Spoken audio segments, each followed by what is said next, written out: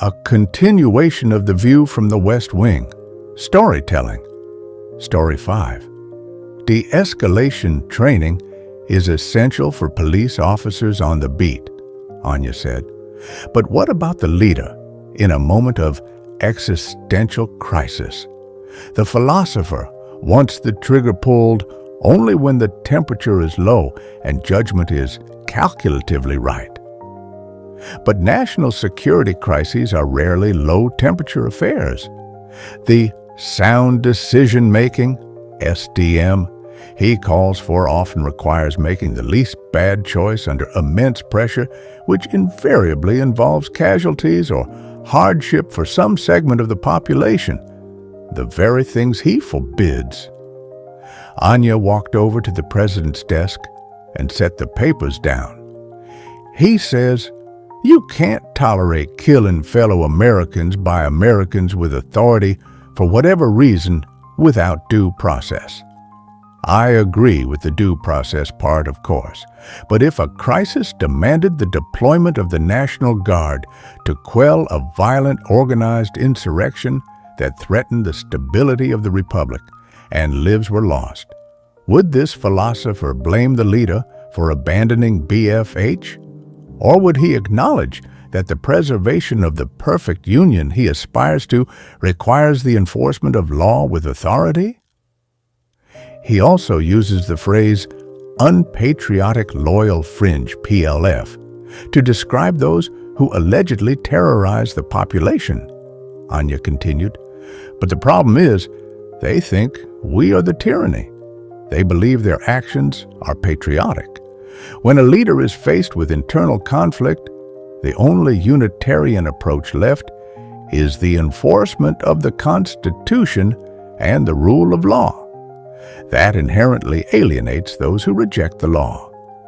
Leadership without humanity is tyranny, the president quoted from the text.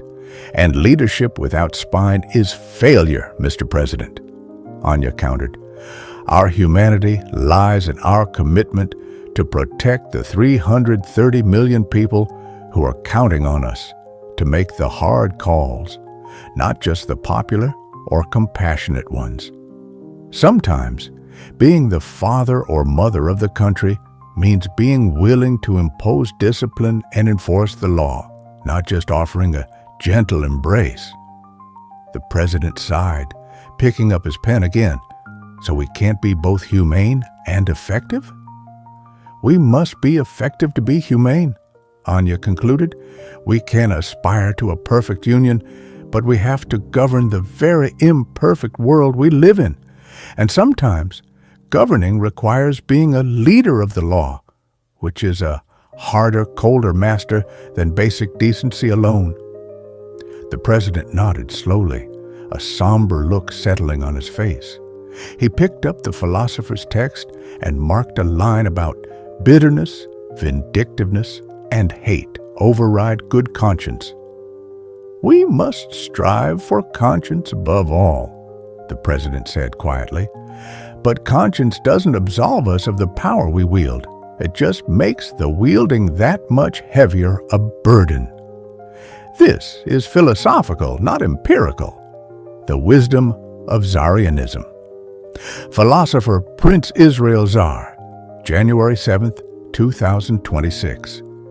Thank AI for breaking this complex philosophical text by philosopher Prince Israel Zaar through a story for better understanding and for taking the Zaarrianism philosophy to the universe.